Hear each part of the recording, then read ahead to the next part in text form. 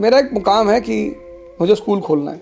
अच्छा, मैं वो बार बार कह चुका हूँ अच्छा। कि एजुकेशन सेक्टर में ही मुझे काम करना। 2023 में आपने एक हाँ, कुछ 2023 स्कूल, कहाँ खुलेगा ये स्कूल और कितना बड़ा होगा, क्या होगा?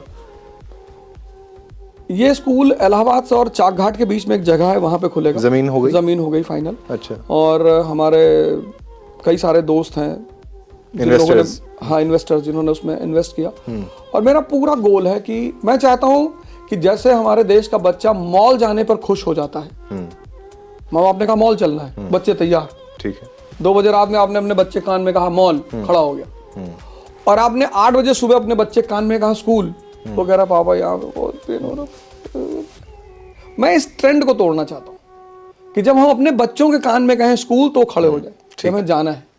ऐसी एक ट्रेंड शुरू करना चाहता हूँ इस कंट्री में। तो क्लास 12 तक ही, क्लास 12 तक, स्कूलिंग तक, उससे ठीक है। हाँ, स्कूलिंग। और वो 2023 में पूरा बन के तैयार हो जाएगा? भगवान का एफिलिएशन वगैरह सब कुछ का उसका? नहीं, अभी ऐसा कुछ नहीं हुआ है। अभी तो बस शुरुआत करनी है।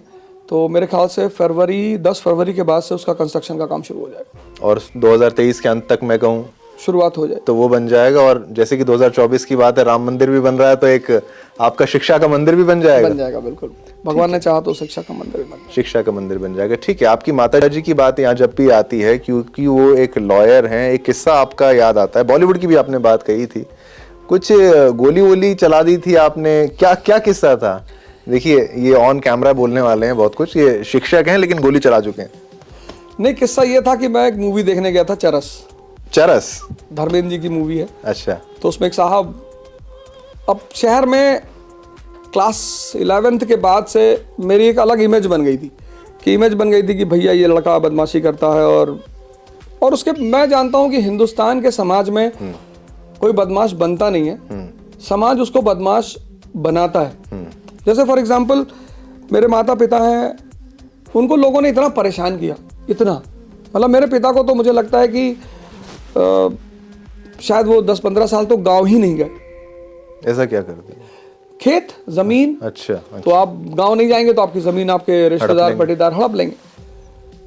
इतना अगर आप कमजोर हैं इस देश में तो आपको लोग इतना अब मुझे लगता है कि इस देश में भगवान हथियार लेके क्यों चलता है? और जिस भगवान के हाथ में नहीं है उसकी इस देश में पूजा भी नहीं होती।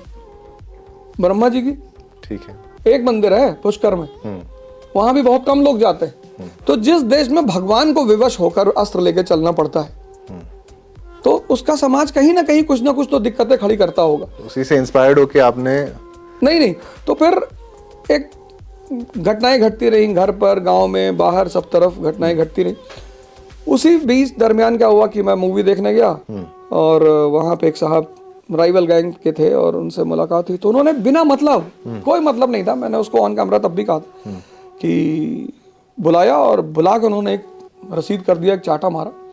क्या परिचय था उनका, क्या थे वो? मतलब है एक लोकल ठेकेदार ही हैं। अच्छा, उनका मॉल तो नहीं था वो? नहीं। अच्छा। सिनेमा हॉल हमारे एक सांसद हुआ करते थे बीजेपी के, सत्यदेव सिंह। अच्छा, ठीक। उनके कोई रिलेटिव है, उनका था।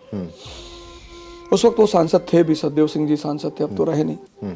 तो मतलब उस घटना ने मेरे अंदर एक अलग सी आग पैदा कर दी कि आज अब इनका रहने का कोई मतलब नहीं, अब ये नहीं रहेंगे। तो फिर मैं घर गया और मेरे दोस्तों ने बड़ा सहयोग किया। वो निकल के आए कि चलो ठीक है, अगर तुम्हारी यही मर्जी। तो आधे घंटे गोली चली थी वहां पे, कुंवर पिक्चर पैलेस पे। आधे घंटे तक? हाफ एन आवर चलती ही रही। और इतने प्रख्यात आदमी का सिनेमा हॉल होने। आपको हथियार मिला कैसे? मतलब ये सवाल अगर इग्नोर करना चाहें तो कर सकते हैं। नहीं, हथियार मिलने की बात नहीं थी। आज भी मिर्जापुर देखने के बाद शायद ये सवाल कोई नहीं करे, क्योंकि यूपी तब तो खैर बहुत सीमित संसाधन थे। अब तो यह है कि हर गली कूचे में हर चीज अवेलेबल है। तो हमारे यहाँ तो इंजीनियर्स बैठे हुए हैं, वो तो जीप की स्टीयरिंग से उसका 12 बोर का कट्टा बना देते हैं। अच्छा। इलाहाबाद में तो 64 की तंबाकू की डिब्बी है। अच्छा। उससे बम बना के वो ट्रायल होता है वहाँ। वो रैगिंग यहीं से शुरू होती है। तो मिर्जापुर तो बहुत बाद में आई, लेकिन वो तब तक शायद मिर्जापुर चित्रण उसी सब चीजों का ही तो है उसमें कि हाँ, बिल्कुल। Mirzapur is basically the right presentation of the society of UP and Bihar. ठीक, कि ऐसा ही होता है।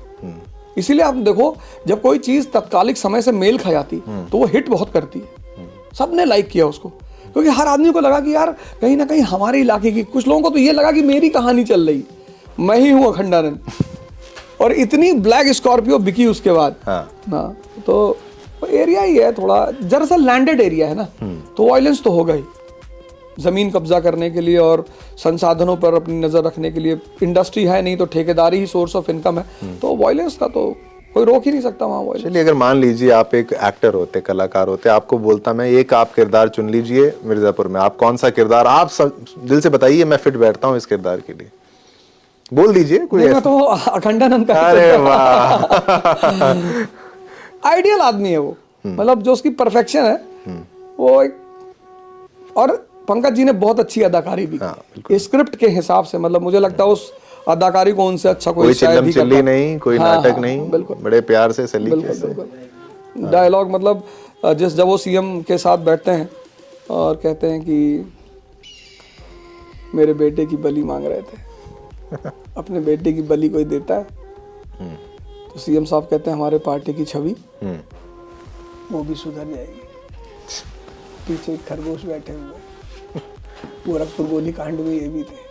अच्छा, ललित बहुत बहुत बहुत शांति से और बहुत तरीके से उनके डायलॉग डिलीवरी।